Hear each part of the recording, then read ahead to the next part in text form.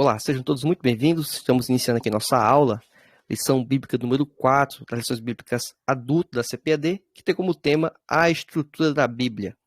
Vamos trazer aqui informações que julgo que podem ser úteis, e o material que eu vou utilizar nesta apresentação, que está sendo transmitida ao vivo no Telegram, então se você está acessando aqui um momento posterior, dentro do Telegram, obviamente você vai ter acesso a toda a aula completa, e você talvez possa estar acompanhando via YouTube. Então, o slide que eu estou utilizando nessa apresentação, o link está na descrição deste vídeo no YouTube. E também, se está acompanhando via áudio, podcast, o link também vai estar na descrição do podcast, no agregador que você estiver acompanhando, tá certo? Então, fica essa informação aí. E caso você queira acompanhar de primeira mão, obviamente, recomendo você se inscrever no canal do Telegram, então você vai ter acesso ao conteúdo em primeira mão. Vamos aqui iniciar a nossa aula. Por mais que esse tema inicialmente possa parecer até relativamente simples, falar sobre a estrutura da Bíblia, Antigo e Novo Testamento, expressões, né, que são empregadas, o que é Bíblia Sagrada, cânon, talvez para muitos de vocês professores pode parecer muito simplório. Só que, assim, já tem algum tempo ensinando em escolas bíblicas para adultos, né, tanto senhores, senhoras, sendo que separa essas salas, né, e é impressionante, pelo menos no meu nicho, né, na minha bolha, o tamanho desse conhecimento dos irmãos. Então, assim, eu estou falando de gente com caminhada, assim, com algum tempo de evangelho, não é sala de novo convertido. Então, me surpreende isso, infelizmente, lógico, né?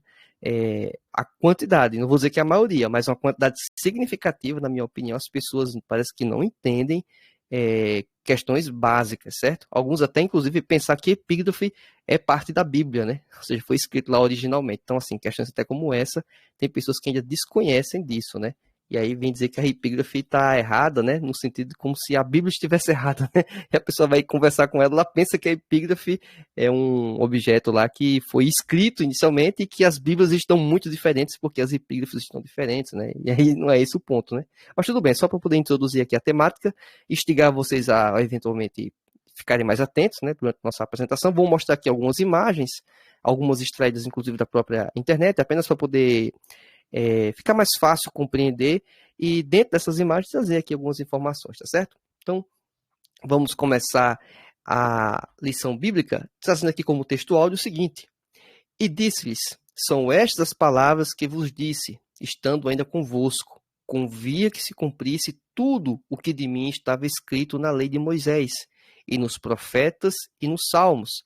Lucas capítulo 24, versículo 14. Então, um texto bíblico assim bastante conhecido e exatamente enaltecendo a característica que aquilo que estava ocorrendo no Novo Testamento já estava predito, já estava mencionado no Antigo Testamento, que aqui não é chamado de Antigo Testamento, é chamado de quê? Lei de Moisés, profetas e salmos. Ou seja, exatamente os tipos de livros, o tipo de literatura presente na lei, né, de forma geral, assim, no Antigo Testamento como um todo. Então, já o próprio Jesus identificou e mencionou isso ao perceber que são estilos literários, inclusive, diferentes, né? Então, isso é muito importante quando a gente vai ler a Escritura, até porque a gente, logo do início desse trimestre, vem mencionando a Bíblia é inspirada por Deus, ela foi, tudo que está escrito ali é de forma proposital, aquilo ali não é alguma coisa caiu por acaso, sem sentido, tem um objetivo muito claro aquilo ali. E tudo aquilo é palavra de Deus. Só que quando eu falo tudo aquilo é palavra de Deus, não quer dizer que aquilo ali é doutrina. Tem questões que devemos respeitar a característica do livro e o que está sendo narrado, o que está sendo dito. Então, tem que ter esse cuidado. Então, é palavra de Deus, obviamente, com uma intenção, o criador, o autor, mas nem tudo que está escrito ali deve ser seguido, porque algumas coisas são apenas relatos históricos, é apenas uma poesia, né, que vai trazer alguma reflexão, e aquilo ali não é doutrina, prática, o que devemos fazer nos nossos dias, tá certo? E nem sequer naquele tempo também. Vamos lá, a verdade prática diz assim: a Bíblia se divide em Antigo e Novo Testamentos, totalizando 66 livros divinamente inspirados, toda ela é nossa única regra de fé e prática. Então, assim, características que a gente aprende logo na EBD, logo no início da nossa caminhada, né? Discipulado, pessoas mais com idade, né? E crianças aprendem isso logo no início, a quantidade de livros na Bíblia e essa divisão em Antigo e Novo Testamento. Isso aqui é uma divisão, obviamente, que foi feita em um momento posterior da história, porque no período de Jesus, obviamente, estava sendo escrita, né? Vamos dizer assim, estava sendo escrita a história, nem sequer o texto, né? Estava sendo construída a narrativa que hoje é o nosso Novo Testamento. A leitura diária aqui é uma série de textos bíblicos que recomendo, obviamente, que os irmãos se atentem para cada um deles. A maioria está exatamente enaltecendo a inspiração da Bíblia, a sua imutabilidade, basicamente questões que mostram a autoridade, a supremacia das Escrituras. Então, já mencionei isso já em aulas anteriores, apesar que alguém pode estar participando pela primeira vez. A Bíblia, ela se autoproclama autoridade, inspirada, imutável e assim por diante. Mas a gente já tem diversos elementos, né? Inclusive já mencionamos nos anteriores também, que apontam isso, né? E ainda tem um outro fator que é o fator pragmático, que é, encontre um erro na Bíblia. Enquanto um erro na Bíblia, me mostre, de fato, se tem um erro, se tem alguma falha, se tem alguma limitação, se falta algum elemento. Não, na verdade, não tem nenhum desses quesitos falhos. Aí a gente já, também pelo elemento pragmático, a gente elimina também diversas questões que colocam, às vezes, em xeque, ou tentam colocar em xeque, essas afirmações aí quanto à Escritura Sagrada. Bem como também, um outro fator pragmático importante é o cumprimento das profecias, né? O cumprimento das profecias.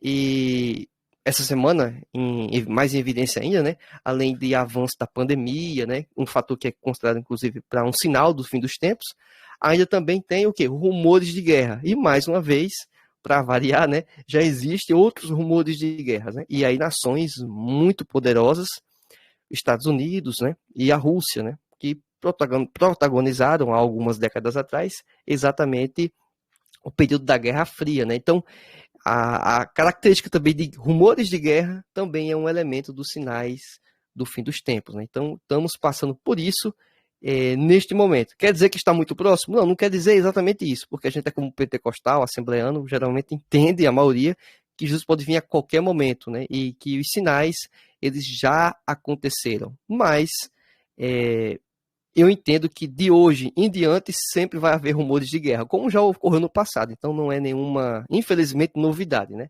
É só a questão se a gente vai passar por muito mais coisa do que isso ou já está, digamos, chegando aí ao fim desse período.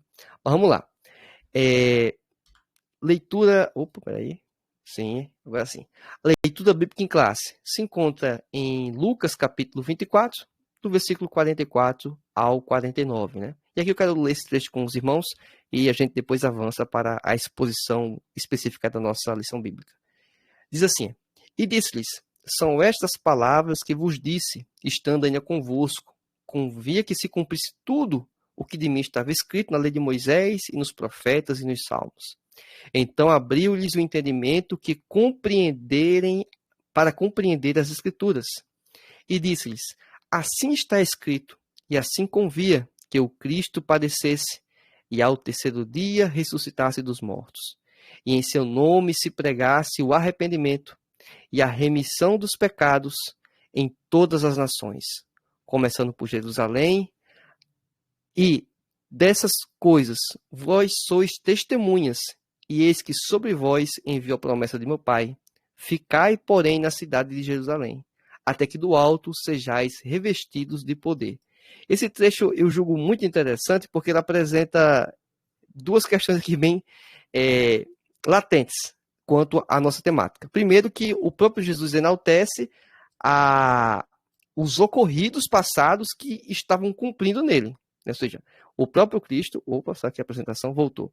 O próprio Cristo, ele estava mencionando que ele era o cumprimento de profecias passadas. Isso é um fato e isso ocorreu. Historicamente, temos comprovações arqueológicas que indicam livros antigos, datados antes do período de Jesus, que mencionavam a vinda do Messias. E esse Messias veio, e esse Messias é Jesus. Esse Jesus, o Messias, que era o cumprimento de uma profecia anterior, ele faz uma profecia em relação ao futuro, naquele contexto lá, né, que estava se referindo. A um futuro que não foi nem tão distante. E alguns anos depois, um certo período, os discípulos, eles foram revestidos de poder, de acordo com o que Jesus tinha predito, como também o próprio Antigo Testamento, em Joel, né, até Pedro faz essa referência, quanto ao derramamento do Espírito e que haveria, né, sinais, visões, o próprio manifestado falar em línguas, tudo isso ocorreu em Pentecostes, cumprimento do Antigo Testamento e também da própria fala de Jesus. E aí, assim, também a atuação do Espírito Santo na vida da igreja. Então, são características muito interessantes que se cumpriram aí ao longo da nossa história e, mais uma vez, um elemento pragmático, ou seja, claro, evidente, que o que a Bíblia diz se cumpriu e ocorreu, né? Então, não é apenas o próprio livro se auto-colocando, mas fatores externos apontam esta evidência, tá certo? Vamos avançando um pouco mais. Temos aqui objetivos da lição. Primeiro deles, mostrar como a Bíblia está organizada e que ela se divide em 2 testamentos.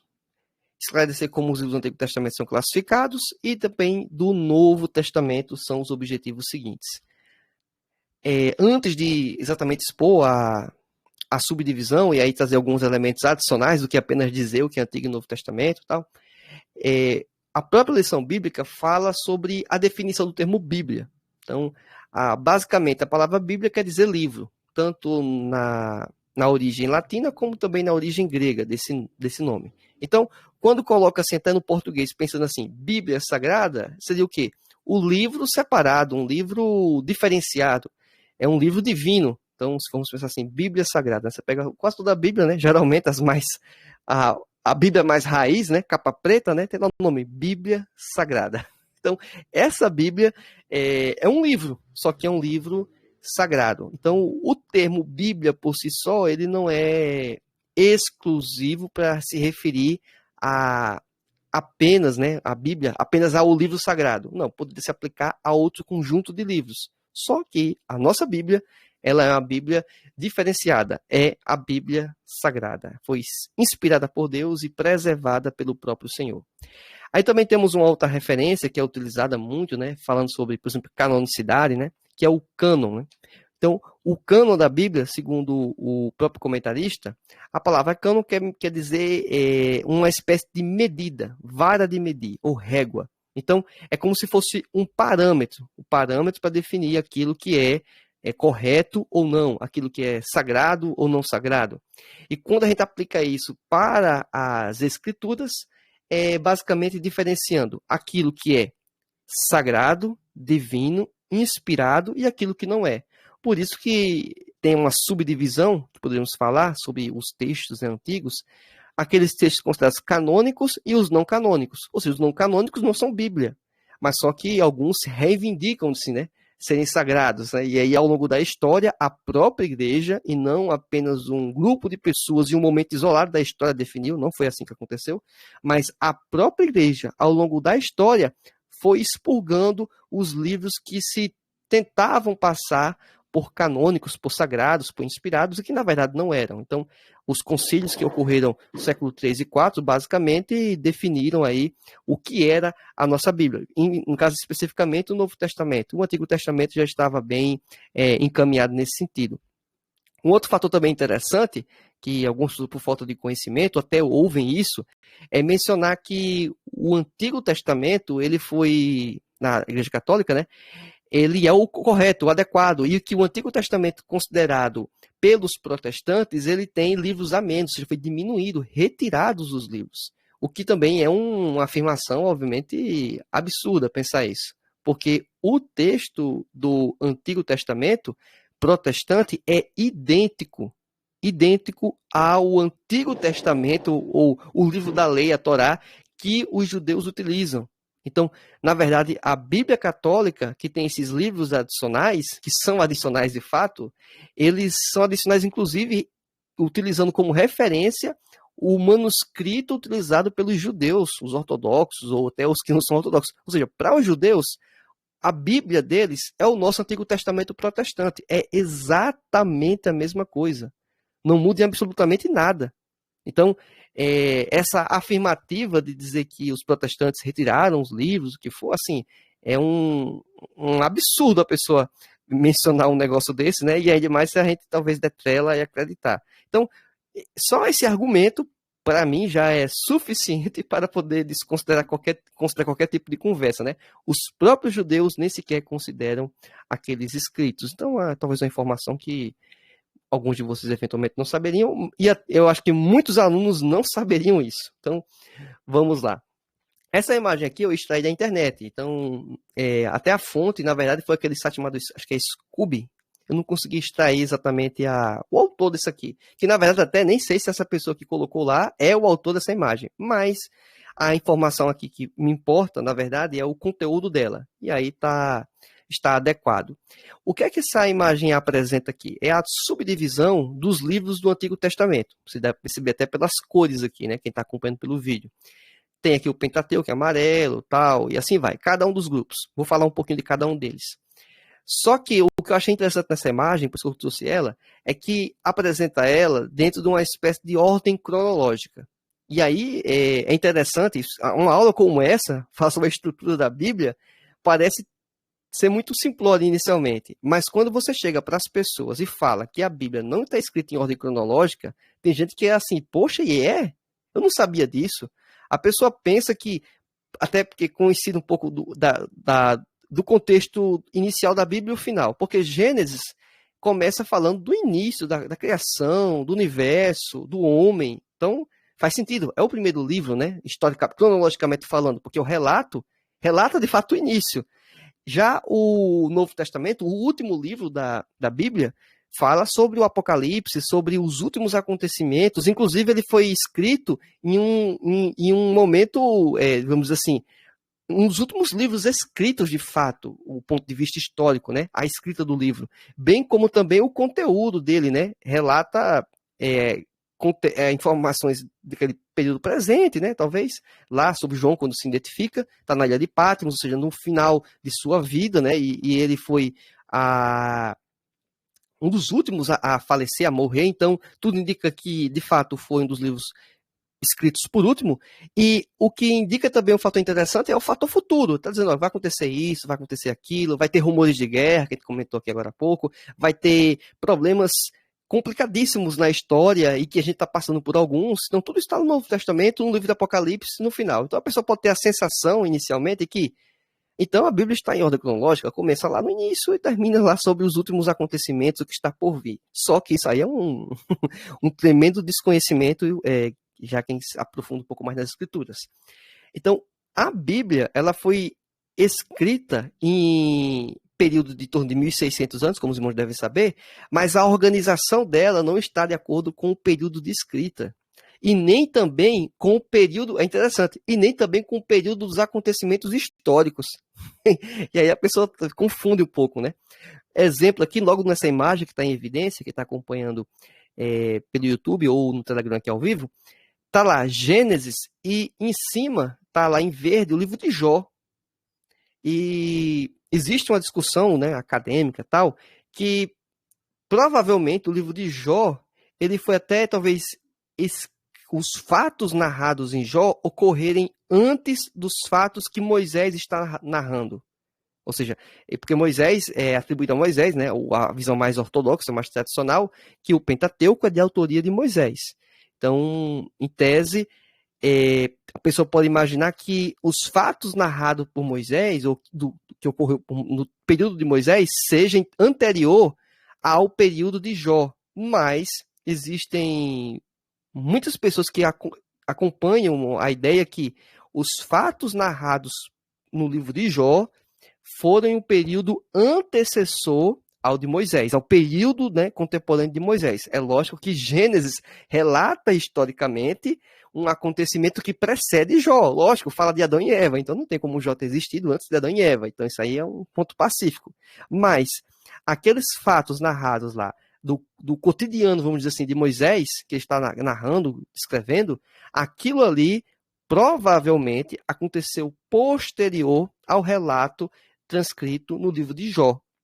Então, cronologicamente, alguns fatos narrados lá no Pentateuco, eles foram em momento posterior ao livro de Jó. Então, é uma informação que eu acho que é interessante você mencionar para os seus alunos. Eu não acho ela tão sofisticada assim, ou muito avançada. É bom deixar eles cientes disso. Inclusive, por sinal, existem bíblias de estudo que tentam colocar a Bíblia em ordem cronológica, né? Aí, não esqueci, eu acho que uma das bíblias é chamada Bíblia de Estudo, Ordem Cronológica. Acho que é exatamente esse o nome. Eu não tenho dessas bíblias, mas ela coloca o texto bíblico disposto não da forma tradicional, né? Começa lá, Gênesis, tal, Pentateuco, assim, não. Ele vai e coloca de acordo com cada fato cronologicamente, né? E isso, obviamente, tem uma série de limitações. Eu não vou nem entrar na questão aqui problemática que é, né? Porque vai ter falhas nesse tipo de composição. Isso é evidente. Mas a gente não está querendo também eliminar a Bíblia, deixar de usar essa Bíblia nessa ordem por causa disso. Ela pode ser útil, obviamente, como material de subsídio de estudo, né? Mas eu não me apego muito a ela, nem inclusive tenho ela, apesar que eu sei que ela existe. Acho que até tem duas que têm esse tipo de propósito e objetivo. Mas os irmãos que têm capital financeiro e querem investir ou quer investir um pouco de tempo também, né, nesse tipo de estudo, pode fazer sentido. Então, é um material suplementar, não vai desprezar por causa disso. Então, o Antigo Testamento é separado aqui, nesse material descrito aqui, em 5 grandes grupos: Pentateuco, livros históricos, livros poéticos e sapienciais, profetas maiores e profetas menores. Então, vou explicar aqui um pouquinho de cada um desses elementos. Posso talvez chover no molhado, talvez alguma informação nova para vocês. O Pentateuco é atribuído a autoria a Moisés, certo? Bem verdade que um desses livros relata a morte dele, então não quer dizer que ele até aponta com isso como uma falha, né? Como é que o livro que é de autoria de Moisés, ele narra sua própria morte? Primeiro que a pessoa pensar que isso aconteceu, né, de Moisés narrar sua própria morte, não faz sentido. É lógico que alguém posteriormente escreveu isso aí. Isso é evidente. Quem fala alguma coisa diferente disso é um tremendo absurdo. É lógico que a autoria, o autor humano, a maior parte dele foi Moisés, muito provavelmente. E alguém adicionou exatamente narrando a morte de Moisés, o que não vejo nenhum problema. Até porque, no fim das contas, sabemos que o autor é Deus e que ele preservou e cuidou. Então, a morte de Moisés sendo narrada e o livro lá inicialmente diz assim, autor Moisés. Isso não quer dizer nenhum problema. Isso aí é só uma generalização que algumas bíblias de estudo colocam lá como autoria de Moisés. Mas a gente sabe que narrar a própria morte não faz sentido lógico, né? E ele não voltou lá espiritualmente, uma assombração, e escreveu isso. Não faz nem sentido, certo? A gente não acredita nesse tipo de coisa. Então, é só para deixar isso bem evidente. Então, a gente tem aqui nessa imagem, existe uma linha tracejada que é bem interessante. Quem coloca Gênesis e Jó em um período separado do que coloca aqui no o restante do Pentateuco, nos outros livros, Levítico, Êxodo, Números e Deuteronômio, colocando aqui o período do Êxodo e do deserto. Porque é exatamente isso. Gênesis a história de Gênesis é um período bastante anterior inicialmente, né? E depois ele vai falando sobre José e assim vai, dar uma avançada, né? Um resumo, né? Dos acontecimentos que Deus achou que era interessante nós sabermos e ficar para a história. Então, isso aí são os livros considerados os livros da lei, os 5 livros da lei. Que aí, quando Jesus fala sobre a lei de Moisés, ele está se referindo ao Pentateuco. Então, o livro que ele se refere é ao Pentateuco. Depois temos aqui os livros considerados livros históricos. Aí temos Ruth, Josué, Juiz, 1 Samuel, 2 Samuel, 1 Reis, 2 Reis, 1 Crônicas, 2 Crônicas. Isso não quer dizer, isso é importante também, essa classificação que se faz teologicamente é para situar muitas das vezes como a gente vai ler esses livros. É só para como a gente vai ler. Aí mais à frente aqui, na própria imagem também colocar Esdras, Neemias. Então, é como a gente vai identificar boa parte do que está escrito. Mas, no livro da lei, nos livros da lei, o Pentateuco, existe história. São livros históricos também. Por que não? Eu não acredito que a fala do início da história, né, de Adão e Eva e assim por diante, essas falas sejam uma poesia, sejam uma lenda, uma fábula, que vez por outra alguém quer propor isso. Né? Não, é um fato histórico, certo? Então, é só para fazer uma subdivisão, uma classificação que em algum momento isso pode nos ajudar a como a gente vai ler as escrituras. Então, é muito importante você ler o livro de Josué, entendendo que é um fato histórico, em grande parte das vezes. Então, quer dizer que aquelas condutas mencionadas, aquilo que é tratado lá, não quer dizer que existe uma aprovação de Deus para aquelas condutas. Então, não faz sentido isso, né?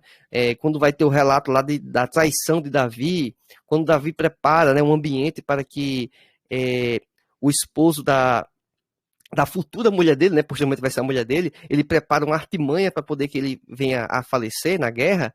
Aquilo ali não é uma conduta correta, adequada, mas Deus fez questão que ele tivesse nas Escrituras. E aquilo é um fato histórico, é uma narrativa histórica, para que você possa ler e identificar, e como eu falei já em momentos anteriores, você aprender a moral da história. A pegar aquela lição de vida e aplicar em sua vida, né? Para não enganar os outros, não tentar pegar a mulher dos outros, né? Ou vice-versa, né? Também, né? A mulher não querer pegar o homem dos outros, das outras, quer dizer, desculpa, e assim por diante.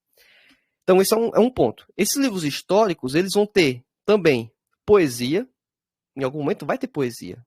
Vai ter profecia, certo? Vai ter profecia. Então, um livro histórico narrando algo que vai ocorrer lá no futuro, que vai ocorrer dentro daquele contexto contemporâneo. Olha, vai acontecer tal coisa em tal momento, e aquilo vai acontecer. Então, é só para poder ter essa classificação inicial. Nem sei até que ponto isso é tão primordial assim, mas é uma classificação que nós costumeiramente fazemos. Aí também temos os livros poéticos, ou livros sapienciais. E quando fala livros poéticos, talvez venha logo à mente de vocês, é um livro de poesia. Então, a gente tem que dar um desconto enorme do que é falado ali e aplicar ou pensar como uma espécie de poeta. E além disso, de pensar como uma espécie de poeta, tem que pensar do poeta daquele período, e não com a nossa visão de hoje. Então, um termo que é muito empregado na Bíblia, a gente usa muito isso nos púlpitos, mas acho que quase todo mundo aqui já tem noção disso. Quando a Bíblia fala sobre aquilo que está em nosso coração, e algo procede do nosso coração, e aquilo subiu ao coração, mas o coração é a linguagem figurada. Quase uma linguagem poética, porque na verdade o coração não tem, ele não domina, ele não age, ele não faz. Quem age e faz, do ponto de vista biológico humano, é o nosso cérebro. Então, pelo menos deveria ser dito cabeça, né? O cérebro. A Bíblia está errada em dizer então coração? Não. A Bíblia, em muitos contextos, ele está falando exatamente uma linguagem poética. É uma linguagem poética. Então, não faz sentido a pessoa pensar que isso, inclusive, é até um erro, né? É uma linguagem figurada. E eu, às vezes, eu também falo sobre isso, assim, em algum momento, né? Olha, isso aqui subiu ao coração, isso aqui está no coração. Não está no coração, está no cérebro, certo? É o cérebro que domina e controla e tem esses, digamos, sentimentos, né? Mas o coração tem essa linguagem, vamos dizer assim, poética, né? Talvez atribuída a ele, e isso não só na Bíblia, como também ao longo da história, até canções seculares, canções dentro do ambiente gospel, então usam o coração como uma linguagem figurada e praticamente todo mundo acho que entende essa percepção e que sabe que isso não é o que está dominando, mas sim o nosso cérebro, nosso interesse, nosso intelecto, certo? É isso que está favorecendo, influenciando. Então isso é a poesia. Aí falando também sobre intelecto, aproveitando isso, temos aí o que chamamos de livros sapienciais. São livros de sabedoria, livros de conhecimento. Então, Salmos tem isso? Tem, lógico. Quando o Salmo 1, por exemplo, né, fala sobre a pessoa não se assentar na roda dos escarnecedores. E aquele salmo é uma poesia, interessante. É uma poesia, mas uma poesia, inclusive, com uma sabedoria enorme, um indicativo de conduta a ser seguida muito interessante. Convém eu ficar compactuando momentos em ambientes com pessoas que estão com a conduta totalmente equivocada, totalmente errada. Não estou dizendo que a pessoa não pode, de algum momento, participar, até para tentar evangelizar, ou até para criar um vínculo para depois, mas tem que ter um cuidado de que ambiente estamos fazendo isso, né? Também tem isso. A pessoa não vai para um ambiente imensamente, totalmente hostil, assentar-se com as pessoas, estou evangelizando aqui. A gente tem que ter um pouco de cuidado nesse sentido, na minha opinião, né? Mas cada um aí que vai julgar o que é mais prudente. Mas, independente disso, existe um ensinamento ali. É um livro sapiencial também. Então, poesia e sabedoria. Aí temos livros que são, vamos dizer, muito mais vinculados a ser um livro sapiencial, né? Um livro de sabedoria, de conhecimento, como Provérbios e Eclesiastes. É muito mais esse caminho, né? Então, Provérbios, inclusive, é o livro de sabedoria. É a pessoa mais sábia que viveu no mundo tirando o próprio Jesus, logicamente, né? É o próprio Deus, não vale, não conta, mas tirando Jesus, Salomão foi o mais sábio que pisou aqui na Terra. E quando eu falo isso, na minha percepção, é de toda a história, não vai ter alguém mais sábio do que ele. Então, Salomão, ele escreveu, registrou parte dessa sabedoria dele, né? Do que ele pegou, né? Absorveu de Deus, ele colocou em um livro. E isso serve para nós aí em diversos momentos da nossa vida, né? Até questões, voltando mais uma vez para a conduta de marido e mulher, o próprio Salomão, ele instrui, né, sobre o cuidado que deveria ter com as mulheres que tentam ludibriar o jovem, né, levar para um caminho tortuoso, e quando acontece da pessoa fazer, inclusive, condutas equivocadas quanto à traição que for, menciona até que a pessoa que está sendo traída não vai deixar passar aquele problema, ou seja, até questões mais práticas rotineiras do dia a dia, ele vai apontando, olha, se você fizer isso, vai acontecer isso. Não vai por esse caminho não, que vai dar errado.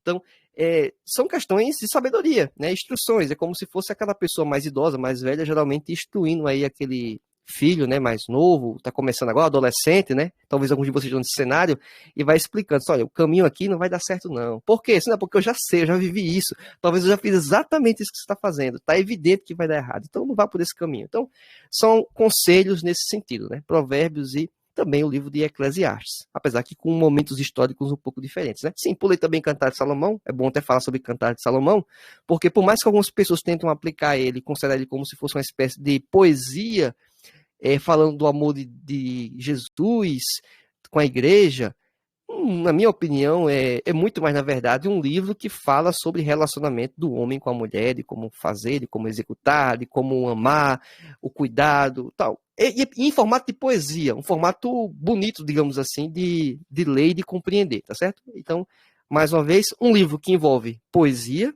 e também envolve sabedoria, porque tem ali ensinamentos muito úteis para a aplicação nos nossos dias, né? Então, esse é um ponto. Então, falamos sobre o Pentateuco, falamos sobre livros históricos, apesar que o Pentateuco tem história, apesar que também os livros poéticos, em algum momento, também apontam alguns fatos históricos, mas não é o foco. Aí vamos aqui os chamados profetas maiores e menores.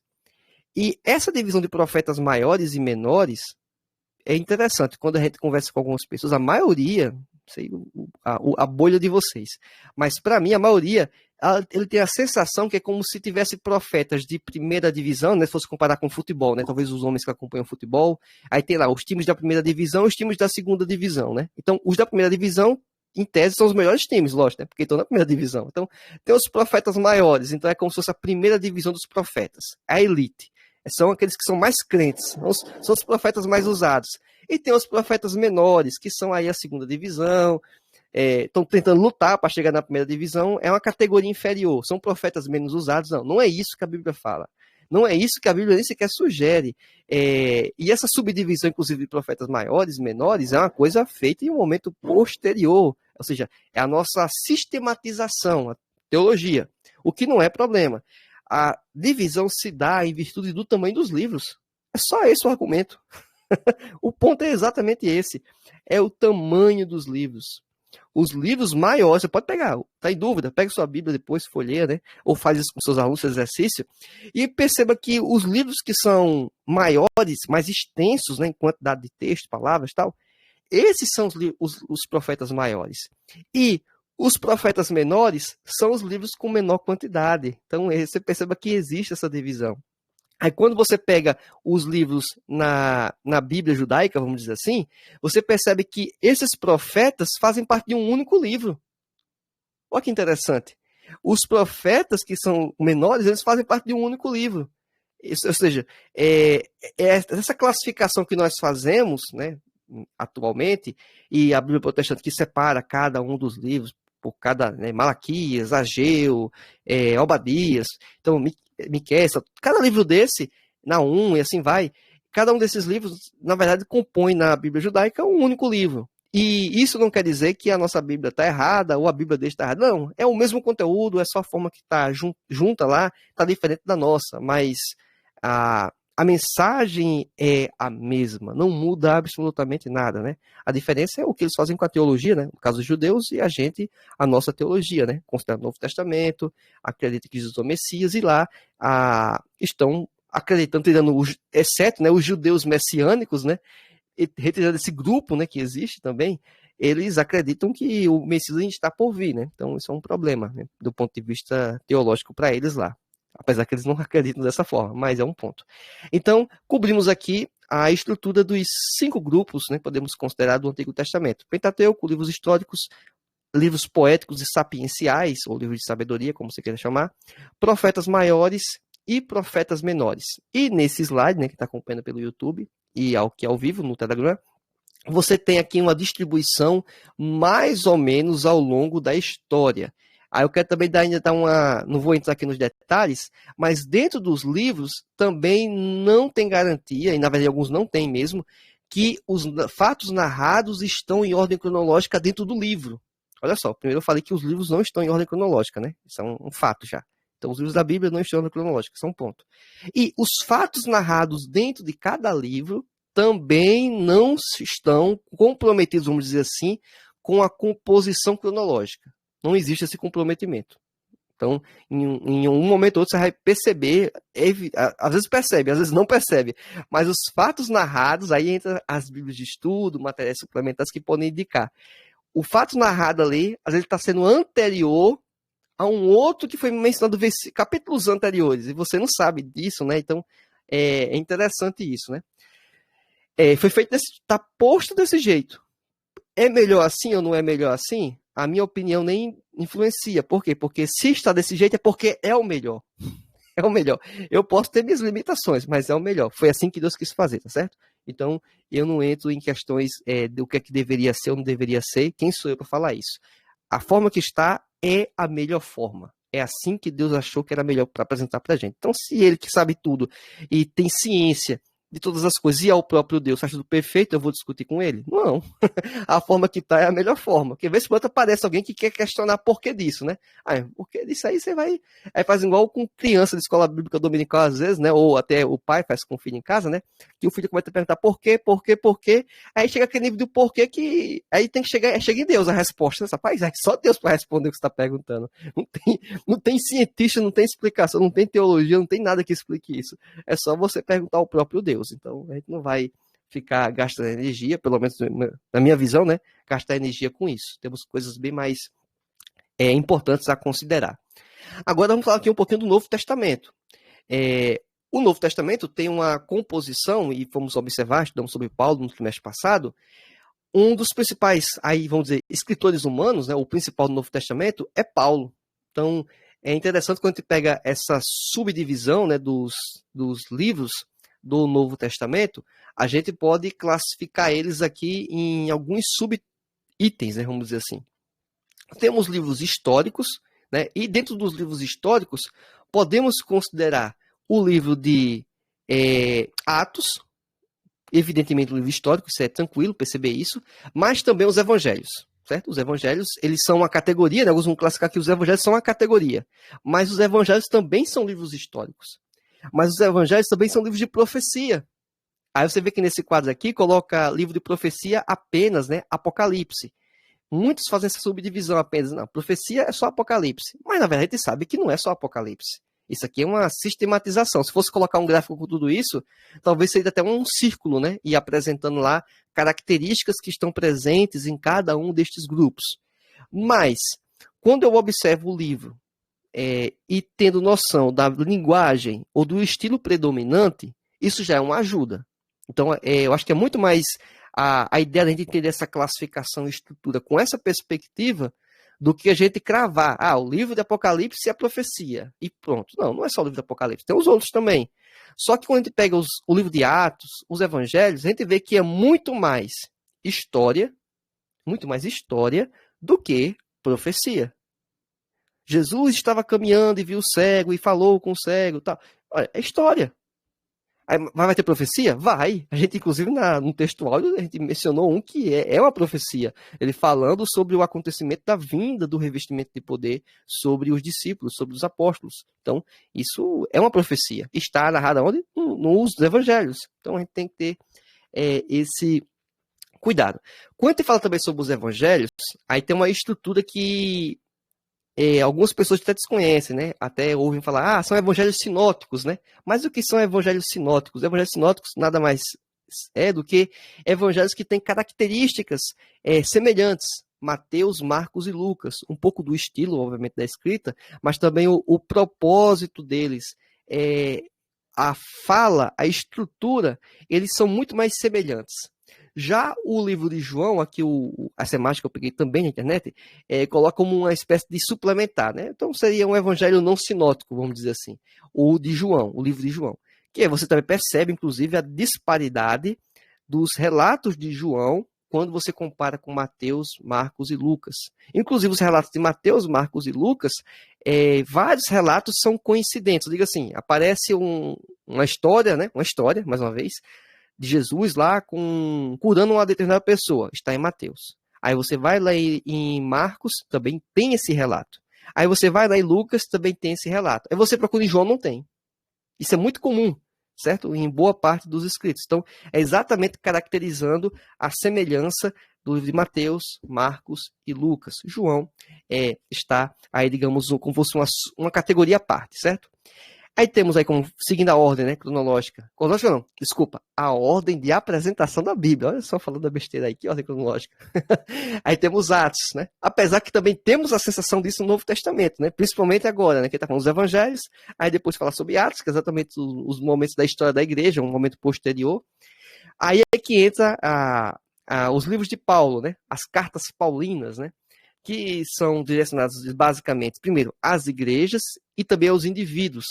Olha que interessante como é que é essa composição. Não sei se já se atentaram para isso. As cartas de Paulo, elas vêm logo depois do livro de Atos, perfeito? Só que essas cartas, elas têm uma subdivisão dentro delas, que é, primeiro, cartas à igreja e cartas a indivíduos.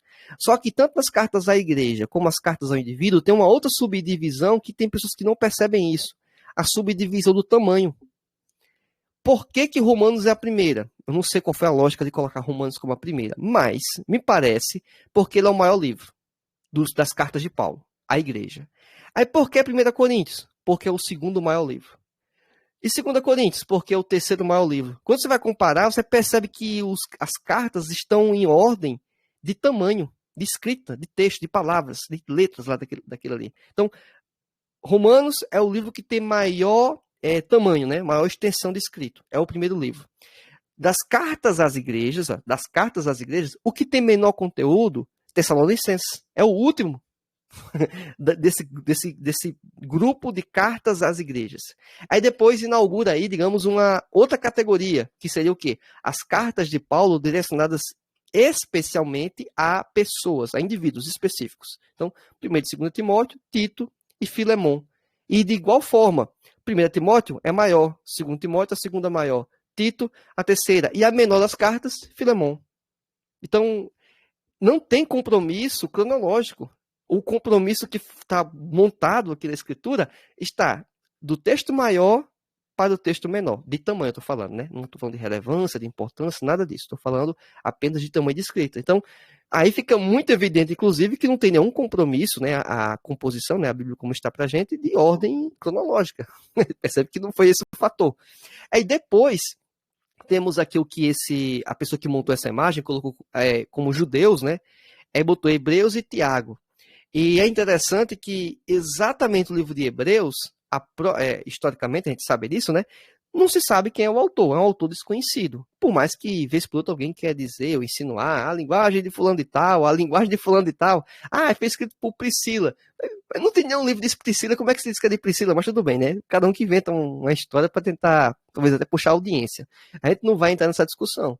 O autor de Hebreus, a igreja que viveu aquele momento imediato, não sabia quem era o autor, ou essa informação se perdeu, como é que a gente vai agora dizer quem é o autor, né? Então não faz sentido, na minha humilde opinião, é uma discussão, acho que Assim, não faz sentido essa discussão hoje, certo? Mas, beleza. O que acontece? Hebreus está logo depois dessas cartas paulinas, exatamente separando esse escrito de Paulo. Não quer dizer que não é Paulo o autor, também não estou dizendo isso. Mas estou querendo dizer que, pela não ciência disso, ficou um grupo à parte, né? Ficou à parte. E depois temos Tiago, né? E é interessante falar sobre Tiago, e até do contexto da estudo da Bíblia, que quando foi fazer, digamos, a tradução, né, da Bíblia para o alemão, né, Martinho Lutero, teve uma discussão, né, uma reflexão, se Tiago deveria fazer parte. Olha só que interessante, né? O tradutor pensando se Tiago poderia fazer parte do Novo Testamento. Por quê? Qual foi o pensamento dele, né? É que parecia haver uma contradição, né? De Tiago, a fé com obras, né? Em relação à fé mencionada pelo apóstolo Paulo, por exemplo. Só que, na verdade, não são contradições, não é uma oposição. Na verdade, é uma complementação, é uma complementariedade. Inclusive, enfoques diferentes. Paulo teve um enfoque e Tiago teve um outro enfoque. Os dois estão corretos, na verdade. Eles não estão se antagonizando. Acho que eu falei certo, né? Antagonizando. Eles não estão se antagonizando. É apenas questões complementares. Então, cada um falou questões importantes e corretas, inclusive, né? Então, só para deixar esse ponto. Aí depois temos aqui as cartas que são consideradas também gerais, né? Obviamente. E tem a identificação dos autores, né? Como o 1º e 2 Pedro, 1º, 2º e 3 João e Judas. E, mais uma vez, percebemos o elemento também do fator tamanho, né? Coincidindo, né? Inclusive, Judas, dependendo da Bíblia, só é uma página, né? Depende de como está a formatação de sua Bíblia, o tamanho dela, Judas só vai ser uma página na sua Bíblia. Um lado só, né? Não vai ser nem o segundo lado. Então, e os autores, obviamente, nesse caso aqui, são conhecidos, né? Ou pelo menos são atribuídos de forma bem mais tranquila. E isso são coisas epístolas gerais, né? Hebreus, Tiago e tal. Nessa subdivisão de epístolas gerais ou universais, porque não existe, a princípio, uma atribuição direta a uma pessoa, um grupo específico. Mas, de alguma forma, se for ver, isso era para as igrejas daquele tempo, o que também não era diferente das escritas de Paulo, certo? Então, separar cartas paulinas e cartas epístolas gerais é apenas uma subdivisão que fizemos ao longo da história. Não quer dizer que está certo, não quer dizer que está errado, é uma subdivisão que fizemos. Até hoje, o pessoal entende que é mais coerente, então eu não vou querer mudar isso aqui, certo? Eu não estou nem com essa intenção. Eu só estou apenas mencionando que a gente não precisa se apegar tanto e ficar tão preocupado se alguém às vezes atrapalha e fala, olha, 1 Pedro é uma carta, Paulo escreveu cartas gerais, epístolas gerais. Cara, não gasta energia com isso. O importante é entender que ele escreveu inicialmente para a igreja de Corinto, por exemplo, mas que aqueles ensinamentos serviam e circulavam por outras igrejas. Então, isso é importante entender. E que se aplica por dias de hoje. Então, a gente vai ficar nesse caminho aí. Apocalipse, né? É aí o último livro, e dá aquela sensação, né? Que é o início e o fim.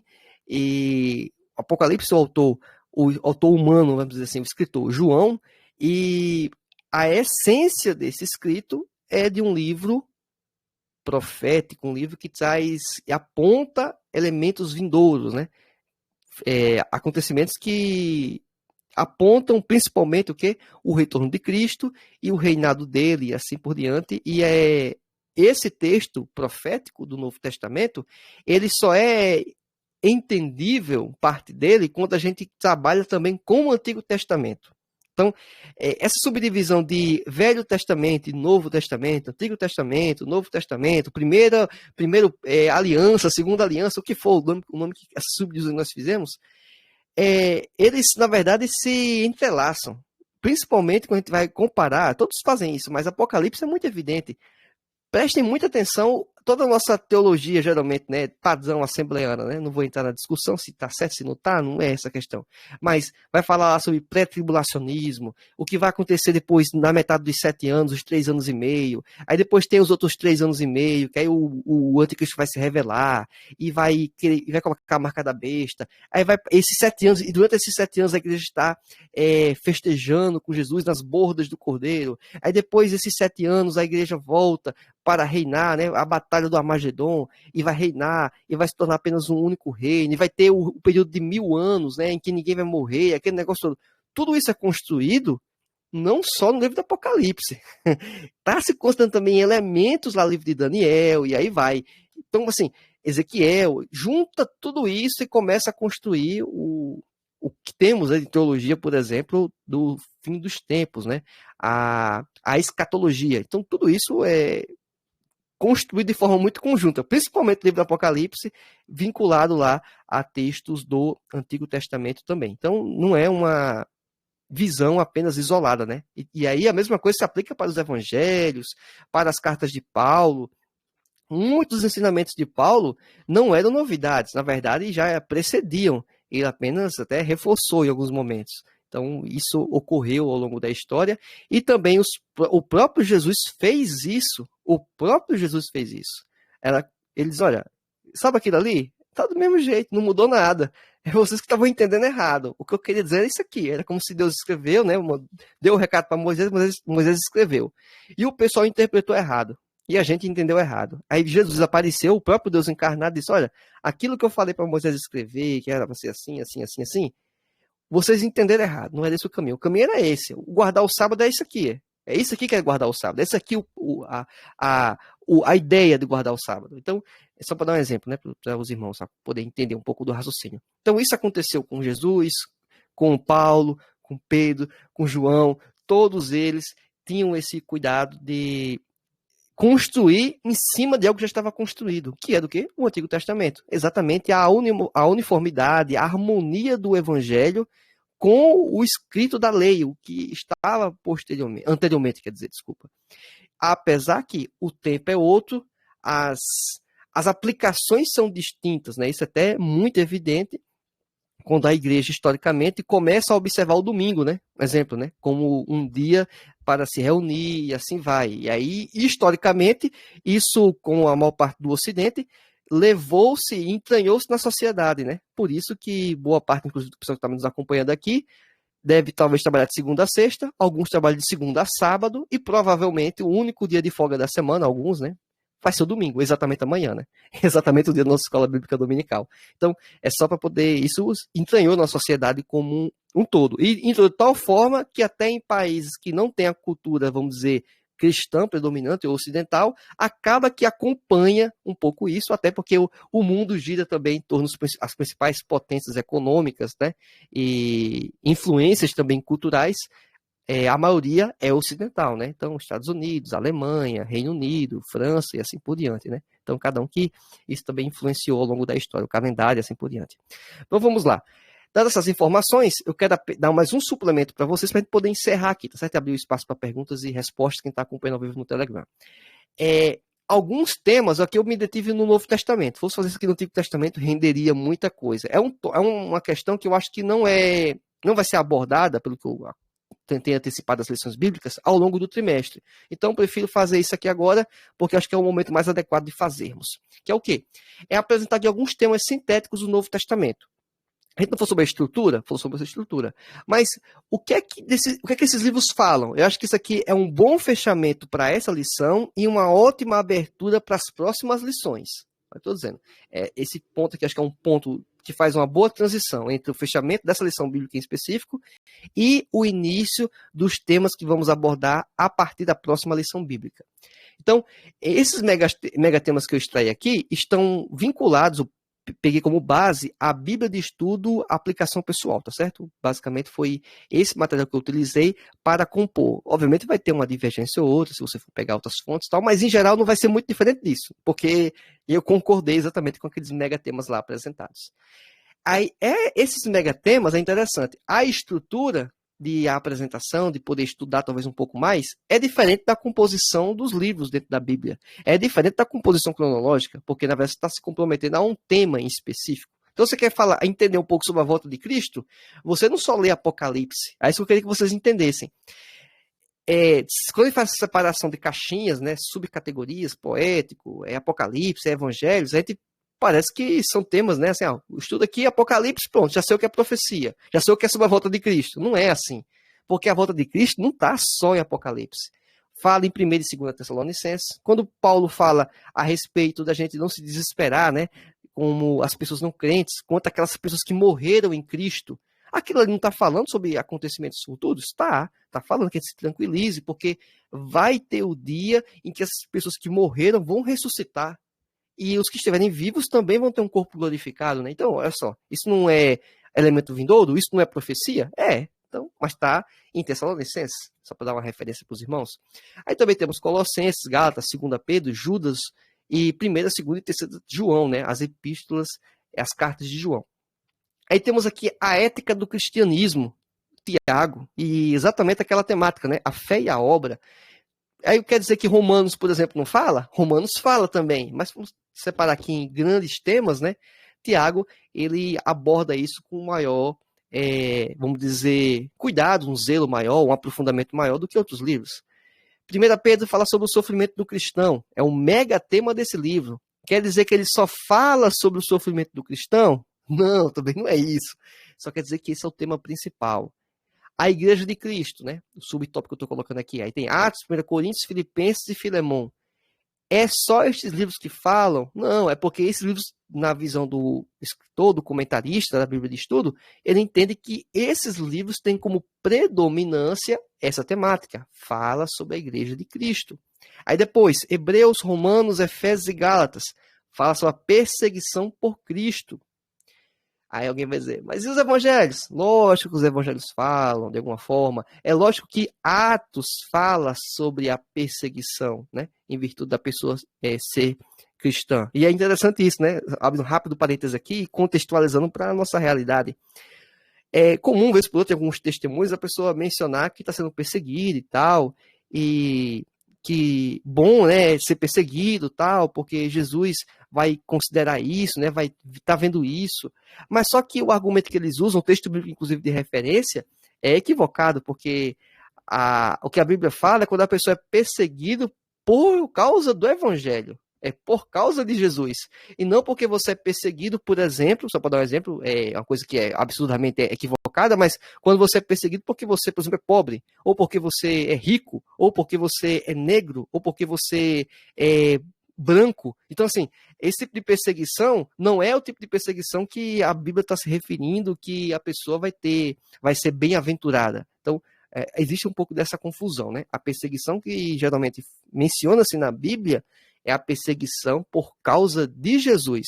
É aquela perseguição que você deixou de ser promovido no trabalho, por exemplo, porque você é crente. Aí é problema. E não porque você deixou de ser promovido porque, por exemplo, você falou ou conduziu alguma coisa lá de forma que não agradou o seu chefe. Não é esse o fator, né? É o fator de você ter sido perseguido por causa do evangelho, por causa de Jesus, porque você é crente, porque você não compactua com a prática equivocada, por exemplo, né? E aí você teve uma cultura diferenciada e talvez por isso você foi punido, deixou de ter talvez alguma vantagem, né? Então foi até prejudicado em virtude disso. Aí temos aqui também a justificação por Cristo, baseado obviamente aqui no livro de Romanos. Não tem livro melhor para falar sobre justificação, né? Em relação à nossa vida, do que o livro de Romanos. E, por último, aqui, a vida de Cristo. Aí tem exatamente os evangelhos, Mateus, Marcos, Lucas e João. O que não quer dizer também que, em algum momento, os evangelhos os livros demais que não sejam o evangelho também não mencionem uma característica ou alguma coisa ocorrida sobre a vida de Cristo. Por exemplo, o livro de Atos fala, né, de condutas de Jesus. E por mais que tenha sido pós-ressurreição, para mim, na verdade, isso aí é ainda, digamos, a vida de Cristo, né, na Terra, né? Porque foram ensinamentos que ele também nos trouxe, né? Mesmo quando ele apareceu lá, por exemplo, para os dois discípulos, né? Ou pessoas que tinham conhecimento um pouco, né? Ou pelo menos estavam querendo saber sobre como obter, né, a vida eterna, como entender o caminho a ser seguido, e Jesus apareceu no caminho lá de Emaús, né, por exemplo. E lá tem um ensinamento também importante, né, e isso eu entendo como participação de Cristo também, e isso não está aqui nesses livros, né, mencionados nessa subdivisão. Perceba que o que eu fiz aqui, mais uma vez com vocês, foi uma subdivisão diferente, mas uma subdivisão. Eu subdividi os livros com base em temas. Então, perceba que essas classificações, elas são importantes? São. Elas são irrestritivamente corretas, né? Sempre está certa, essa conduta não pode ser nada diferente disso? Não pode. A gente não está querendo determinar o que é o caminho ou a melhor forma. mas o padrão está na lição bíblica, vocês podem observar, né, detalhamentos, tá, alguma informação talvez adicional que eu não mencionei aqui, mas o que eu quis apresentar para vocês aqui era esse enfoque, essa conotação da cronologia, né, que a gente tem que deixar isso muito claro para vocês, e também essa subdivisão de temas e como a gente pode lidar com isso e entender esse entrelaçamento dos textos sagrados. Então, não dá para comparar, não dá para trabalhar apenas um livro de forma isolada. A gente tem que trabalhar eles de forma em conjunto. Isso, inclusive, quase todo pregador, professor, por mais que ele tenha um esboço montado, ele está no caminho lá, seguindo uma aula, mas vez por outra vem alguma coisa em sua mente, talvez exatamente a obra do Espírito Santo, lembrando de acontecimentos, relatos, outros textos que corroboram, que reforçam aquela conduta, que está em um outro livro lá, qualquer que estava até fora do seu radar, e você menciona. Então, é absolutamente isso que acontece e deveríamos considerar um estudo mais sério das Escrituras. Só recomendo aos irmãos, antes de abrir espaço para vocês poderem fazer suas perguntas, quem tiver interesse pode clicar no botão central do seu aplicativo, né, no Telegram, e você vai poder indicar que você tem interesse em fazer uma pergunta. Mas, enquanto isso, eu só queria que vocês não menosprezem ou desconsiderem a incapacidade de alguns de seus alunos quanto a esse conhecimento. Ou seja, considerem que tem alguns deles que não sabem mesmo. E assim, pode talvez ser prejudicial, né? Assim, você fazer a pergunta aberta de dizer quem é que não sabe sobre isso. Talvez quem não sabe vai ficar muito envergonhado em falar que não sabe perante outras pessoas. Então, talvez não seja uma pergunta que deva ser feita. Talvez é bom você dizer, irmãos, eu sei que a maioria aqui vai talvez saber, tal, mas aí eu vou esclarecer aqui em virtude que a lição nos orienta nesse sentido, fala essas coisas que talvez sejam um pouco óbvias, mas vez por outra que um irmão ainda tem dificuldade e tal, e você toca como se você não precisa saber exatamente quem não está sabendo, porque se você for perguntar de forma direta, eu acho difícil a pessoa se manifestar. Mas no decorrer da aula, provavelmente, em virtude de algum questionamento que eles possam fazer, vai indicar talvez quem tem dificuldades, quem não entende a respeito disso, certo? Então, quem chegou um pouco depois aqui, esse slide está disponível no canal do Telegram, certo? O link, se você está acompanhando aqui, obviamente está com acesso direto, ao vivo, mas quem está acompanhando no YouTube ou no podcast, o link está na descrição do respectivo conteúdo, né, que você está acompanhando, e aí você vai poder clicar. Alguém com alguma pergunta, alguma observação, alguma informação adicional que queira compartilhar conosco, acho que tem tudo a ver com a lição? Se for, você tem a oportunidade. Enquanto alguém eventualmente talvez fala, recomendo então você que está acompanhando no YouTube, se inscreva no canal, ative as notificações e compartilhe com outra pessoa se você acha que esse conteúdo faz sentido. E você que acompanha o podcast, favorita esse podcast, se inscreva nesse canal, nessa plataforma, né, em específico esse conteúdo, para que você também possa acompanhar as próximas postagens. Por enquanto, ninguém. Agradeço aos irmãos que acompanham conosco. Recomendo que tenham um grande cuidado quando falar com seus alunos sobre esse conteúdo, para que não possa parecer que você é uma pessoa altamente com cultura, com conhecimento, e que ele não sabe de nada, mas que você está apenas uniformizando o conhecimento. Que Deus possa dar sabedoria a cada um de vocês, para que possam ministrar essa lição bíblica da melhor forma possível. Fiquem todos na paz do Senhor. Tchau, tchau.